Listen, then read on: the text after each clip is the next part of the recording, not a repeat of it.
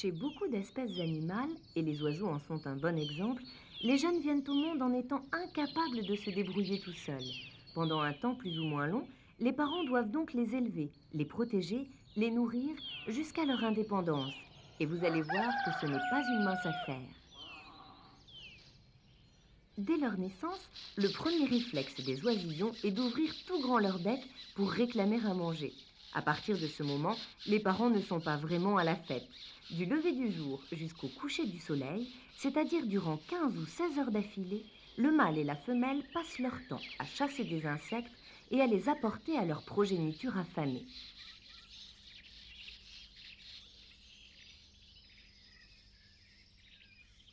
Chez les petits passereaux, le rythme est infernal et peut atteindre 30 à 50 insectes par heure, immédiatement engloutis par les petits.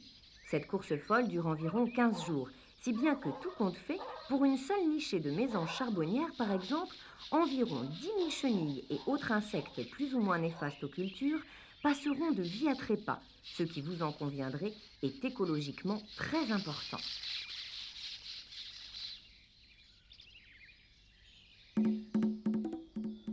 Les oiseaux ne sont pas les seuls à se donner du mal pour élever leurs petits. Auriez-vous imaginé, par exemple, que les guêpes y consacrent pratiquement l'essentiel de leur courte existence? Voyons cela de plus près. À leur naissance, les jeunes guêpes sont d'abord des larves, sortes d'asticots installés chacun dans une des alvéoles du nid. C'est leur mère qui se charge de les alimenter en capturant toutes sortes d'insectes. Mais au contraire des oiseaux, qui ne font que mettre leur prise directement dans le bec de leurs petits, les guêpes préparent la nourriture. Celle-ci est soigneusement broyée, débarrassée des parties trop dures et transformée en une sorte de beefsteak haché bien juteux.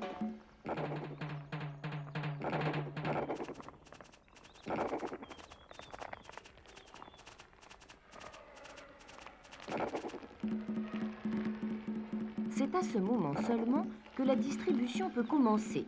La guêpe femelle, et plus tard les ouvrières qui lui succéderont, visitent chaque alvéole et distribuent à chacune de ses larves, à la becquée, un petit morceau de viande. L'instinct des guêpes va cependant encore plus loin dans les soins qu'elles apportent à leur descendance. Lorsqu'il fait très chaud, par exemple, ces étonnants insectes pompent de l'eau au bord d'une flaque des alentours et la gardent en réserve dans leur jabot.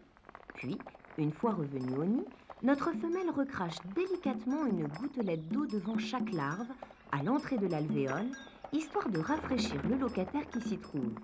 Mais il y a mieux encore. Si c'est nécessaire, les guêpes savent aussi se transformer en ventilateurs.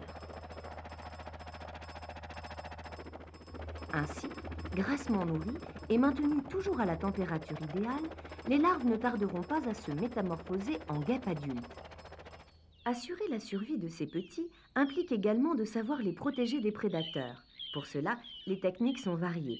Mais voyons celle du petit gravelot. Première étape, il faut avertir du danger en poussant des cris d'alarme. Chez la plupart des espèces animales, ces signaux d'alerte sonore provoquent automatiquement chez les jeunes un réflexe de dissimulation et une immobilité totale. Si le danger se précise, il faut jouer plus fin encore. Par exemple, faire semblant pour l'adulte d'être blessé en se traînant lamentablement pour attirer le prédateur, bien entendu, dans la direction exactement opposée à l'endroit où se trouvent cachés les jeunes.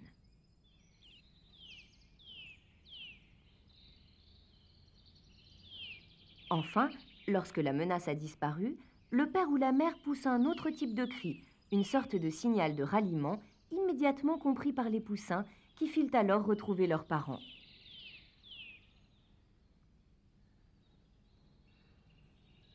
Après l'apport de nourriture et la défense contre les prédateurs, les parents nourriciers ont bien souvent une autre tâche essentielle à assumer, celle de réchauffer régulièrement leurs petits.